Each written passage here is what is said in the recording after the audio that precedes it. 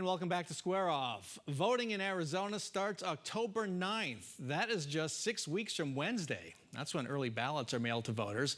This year, early voting might be more important than in past years. Joining us to explain why and chat about several other election stories on the front burner right now is Sasha Hupka, elections reporter for the Arizona Republic. Welcome back to Square Off. Thanks for having me. So here in Maricopa County, voters will have one of the longest ballots in years. It's 2 sheets. Each sheet has elections, ballot measures, other issues to vote on. What are the issues that could create at vote centers on election day? So I think the main thing we're worried about here from an election administration standpoint is going to be lines. You've got a longer ballot, so that means it's going to take people longer to fill out that ballot.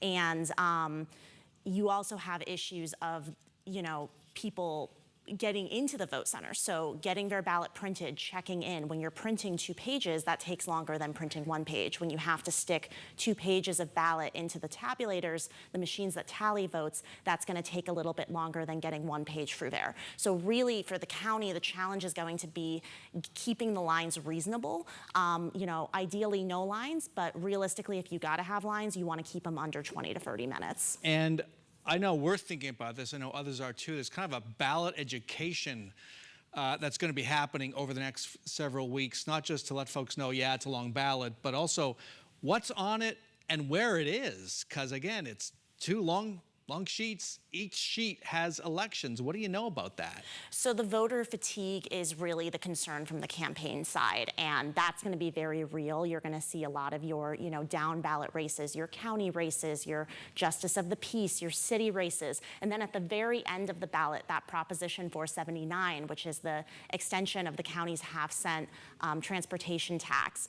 The concern there is if voters get tired going through that ballot, they might undervote, so not vote at all in those very important races, or they may vote, but they're more likely to start voting down party lines. If you have a Republican-leaning voter, you're going to start seeing them vote consistently for conservatives on that back half of the ballot. If you have, a more Democratic-leaning one, same thing, they're going to vote D down the line. And just realistically speaking, that poses challenges in those races for the people running in them or for the people backing some of those propositions. That's really interesting, the whole voters. We always wonder how do voters not just look at elections, but actually fill out the ballot. That's a really interesting insight into that. And you pointed out, I want to underline this, Prop 479. Yes. Which is the Maricopa County renewal of a transportation tax in Maricopa County. Yes. It is the very last thing on this ballot.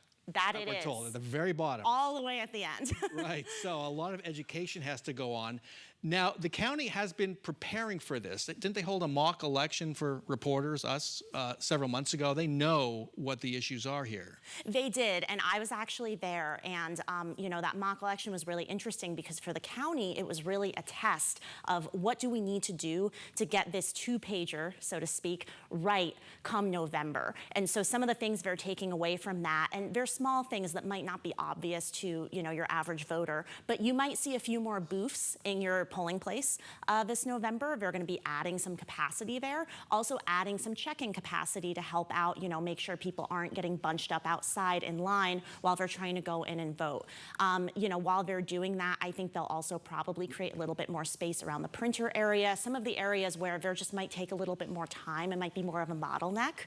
And then we also might see that, you have an extra poll worker or 2 on hand just to make sure that you're able to help voters get through that process. And again, trying to keep those lines minimal and reasonable. Yeah, and we know a lot of folks like to go to the polls, to the vote centers, Yes. to fill out the ballot. This might be a year you do it at home if you get the early ballot.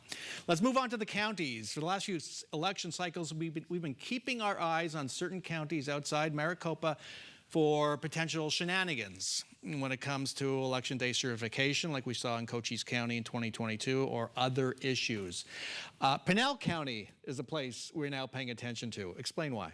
Yes, and so Pinal, we kind of had a little bit of an upset toward the end of last week where a county supervisor who had been previously running for sheriff and lost his primary ended up filing to run as a write-in against incumbent recorder Dana Lewis. Now, they're both Republicans, but the man, Kevin Kavanaugh, Kavanaugh, who filed to run, is an election skeptic, and he's made quite a name for himself down there, peppering election officials with questions, at times calling for hand counts, and denying the results of his own primary race. Which he lost by a 2-to-1 margin for He county did. sheriff, but he has actually sent me some information saying, here, look at this, here's proof. I mean, he's been handing out information to everyone he possibly can. I do think he really believes that he lost his race, but the reality is he didn't. I mean, there's no evidence here in this report, at least to me, that points to that actually being the case. So could this mushroom in the kind of flashpoint we saw in Cochise County in 2022, where there was an attempt not to certify the election, same thing in Mojave County? Could it be that kind of thing, or is it just more of a one-off? Well, I think that there's a risk of that kind of in a few different places across the state. Certainly, Pinal is one of them and is one of the ones we'll be keeping an eye on. We saw that Kevin Kavanaugh kind of made a little bit of a dramatic scene at their certification of their primary, saying that he certified under duress and that he did believe the results of the races, some of them, including his own, were incorrect. So we could see that. I think what's important to note here, though, is Kavanaugh's decision to come in as a write-in seems very last minute, which tells me that I don't know that he's part of kind of some of the more coordinated efforts statewide to try to oust incumbent county recorders and replace them with people who are friendlier to some of the election integrity or election denialism measures that conservatives across the state have pushed in recent years. Well, I think we're still going to keep an eye on Pinal. Sasha We always Hupka. should. Sasha Hupka, thanks so much for joining us. Thanks for having me.